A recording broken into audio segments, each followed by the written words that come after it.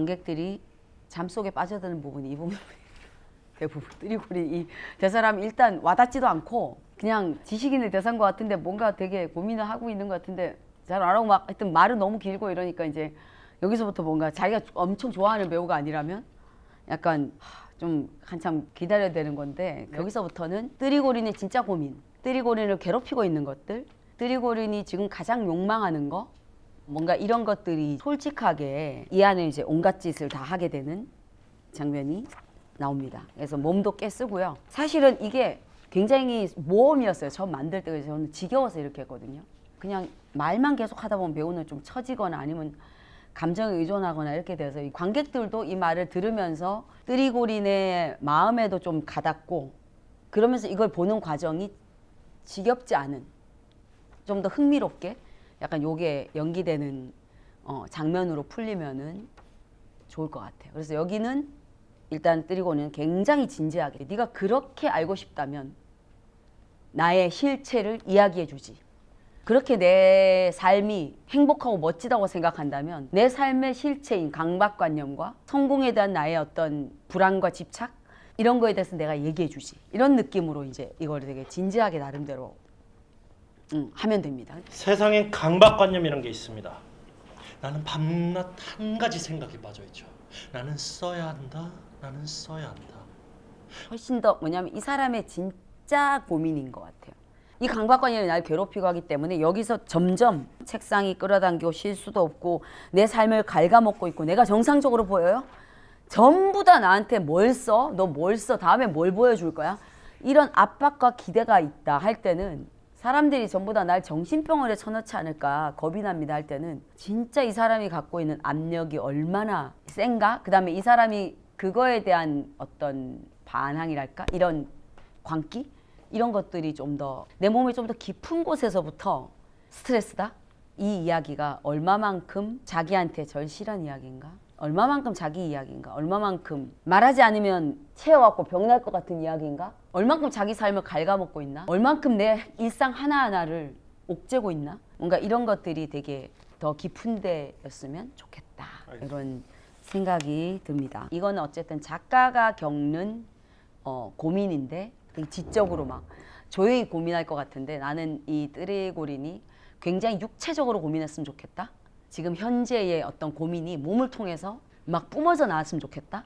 뜨리고린이 고민에 차서 막 움직이는 어떤 모습이 엄청 폭발적이고 되게 지적인데 되게 막 열광적인 사람 있잖아. 이런 것들이 되게 생생하게 나왔으면 지적인데 광적인 사람? 되게 인간적이고 좀 약간 어떻게 보면 아저씨 같은 것도 좀 묻어놨다가 다채롭게 되면 더 좋을 것 같긴 합니다. 종안이 되게 좋은 거는 정말 이야기를 자기가 오는 대로 이야기하는 것 같은 게 너무 좋아요. 근데 우리가 연극적이어야 된다는 게 막 헨리 이게 연극적인 게 아니기 때문에 연극적이라고 하는 것은 관객이 그야말로 나를 만나는 매체가 달라지기 때문에 그런 부분에 있어서 이제 사실 나는 거의 한 20년 넘게 그거에 대해서 고민을 많이 했어요. 저는 연극 배우로서 계속 살고 싶었기 때문에 그래서 연극 연기는 뭐가 달라야 하는가? 왜 연극이어야 하는가? 관객은 왜 연극 연기를 봐야 하는가? 연극 연기는 어디까지 갈 수 있는가? 연극에서의 말은 어디까지 섬세해질 수 있으며 연극에서의 말이 카메라 연기라던가 어떤 다른 공간에서 말고 어떻게 다를 수 있는가? 라는 거에 대해서 엄청 많이 달라야 한다고 생각했기 때문에 왜냐하면 이름이 다른 건 다른 거거든. 명칭이 다른 건 다른 거야. 제가 생각하는 연극 연기 그러니까 연극 이래야 된다 이건 아니지만 우리의 이 상황에서 연극이기 때문에 이런 걸 할 수 있구나 라는 지점들을 좀 놓치지 않으려고 좀 고민들을 좀 할 텐데 그 중에 하나가 배우들의 몸이에요. 배우가 몸으로 카메라 워킹을 하는 거지 일종의. 그러니까 카메라 연기에서는 카메라가 왔다 갔다 해주지만 근데 연극은 언제나 풀샷이거든. 배우의 어떤 음성, 어떤 몸 그리고 어떤 조합 에 의해서 이건 풀샷이고 이건 쫙 좁혀지고 이렇게 이제 관객의 상상력이 샷을 나누는 이런 건 없을까 이런 걸 이제 되게 많이 오랫동안 고민했는데 나는 그게 될 수 있다고 생각해. 왜냐하면 내가 옛날에 96년에 햄릿이라는 작품을 하면서 출연을 했기 때문에 그걸로 러시아 공연을 갔었어. 그게 러시아의 약간 로스토프라는 좀 소도시였어. 우리로 치면 뭐 대구 정도 되는 도시래. 하여튼 세 자매를 소극장에서 했었어요. 딱 보러 갔는데 그때 어떤 느낌을 받았냐면 그때 이제 그걸 보고 내가 충격을 받았어요. 내가 스타니슬랍스키를 만나지 못했지만 저래서 매력적이었구나. 이걸 봤어요. 그 배우들의 연기에서. 소극장에서 세 자매를 하는데 어떠냐면 소극장이니까 잘 보여. 우리도 그래. 잘 보여. 정말 카메라 워킹을 하는 것 같았어.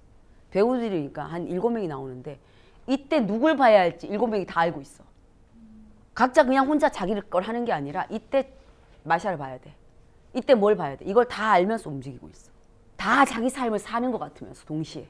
심지어는 막 끌레이긴이라는 인물이 나오는데 남자를 마음에 안 들어갖고 부인이 어쩌고 빨리 가요 집에 뭐 이런 장면이야.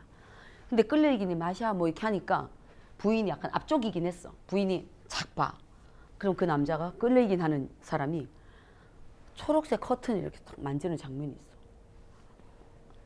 착 하면 정말 어떤 느낌이냐면 클로즈업으로 그 손을 보는 것 같아. 이 손에 심리가 다 표현돼. 그 영화적이잖아, 엄청. 이 손에 이 사람의 약간 어쩔 수 없고 뭔가 뻘쭘하고 이 커튼을 만지는데 이 손가락에 충격을 받은 거야. 와, 저런 거라면 정말 껍벅 가겠다 싶은 거야. 저런 연기라면. 그러고 딱 끝났는데 그 세 자매에 나온 모든 사람들이 너무 존경스러운 거야. 모든 배우들이 그게 어디로 가야 할지 다 같이 알고 있고 정말 왜 프리미어 리거들이 경기를 하는 것 같은 거기에 골을 넣는 사람만이 멋있지 않잖아. 그 경기를 하는 모든 사람이 보통 사람은 할 수 없는 그런 것처럼 그 모든 배우들이 정말 멋있고 존경스럽고 너무 멋있었는데 그 배우들이 몸이 다 어땠냐면 이런 거 없어요. 이것도 아닌 딱 내가 있어야 될 그 몸 상태가 끝내주는 거야. 정말 이들은 기본 내가 몸으로 어떻게 존재해야 될지가 무대에서 돼 있더라고. 근데 그런 배우들 한 10명이서 무대에 탁 있는데 여기 누가 덮어 쓰고 있고 누구 뭐 이렇게 하고 있고 불난 장면 막 하는데 너무 멋있었어요. 그래갖고 그것 때문에 내가 충격을 받고 배우들이 그 기술이 있다면 배우가 내가 지금 이 순간에 어떻게 존재해야 될지를 잘 알 수 있다면 무대에서. 그래서 저 정말 저거는 무대 연기에서만 볼 수 있는 즐거움이다. 이게 이제 세자매 보고서 충격이었는데 우리가 어디까지 갈 수 있을지 모르겠어 사실은. 그리고 이 극 자체가 막 그것만을 지향하는 건 아닌데 무대 연기에서 뭔가 할 수 있는 또 다른 체험? 종환 같은 경우는 그런 게 영 딴 건 아니에요. 관객을 만나는 그 매체적인 특성 때문에 어떤 부분이 있다면 조금 가이드를 좀 하고 할 거예요. 근데 그거 금방 할 수 있을 것 같아요. 오늘 읽어보니까 어때요?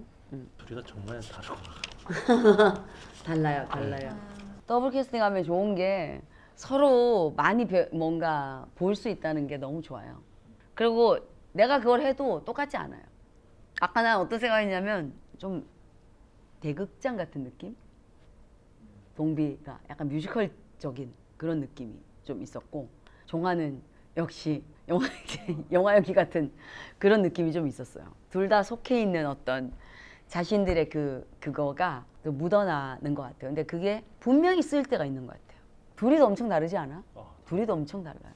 읽어보니까 어때, 종환? 재미있을 것 같아? 조금 더 시간을 투자하고 정성을 쏟고 해야 될 것 같습니다. 네. 그 다음에 리나 같은 경우는 디테일이 중요한데 뭐냐면 리나가 아까 구름 위를 걷고 난 다음에 트래플레프가 발 아래 딱 이렇게 죽음감이 딱 갖다 놓으면서 바로 구름에서 구름이 뻥 터졌어.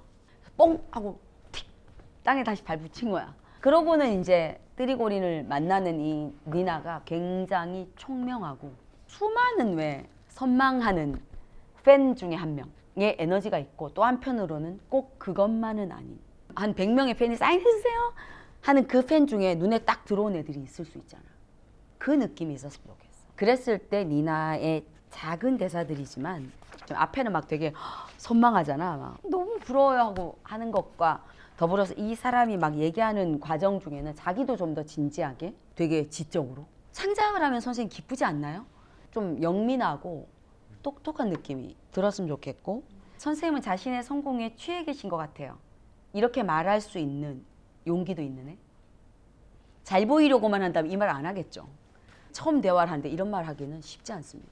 근데 얘는 이런 말을 할 수 있는 애라는 거지. 그것도 이 사람이 아주 기분 나쁘지 않은 방식으로. 하지만 딱 뭔가 찔릴 수 있는 방식으로.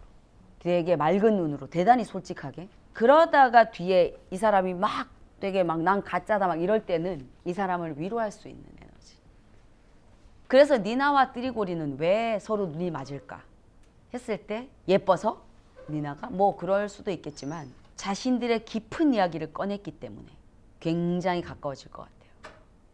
그리고 이 사람은 나는 왠지 모르겠지만 얘한테 내 속 얘기를 털어놨어. 이러면 그 다음부터 굉장히 가까워지지 않을까? 이들이 하는 행동은 결국 굉장히 뜨악한 거잖아요.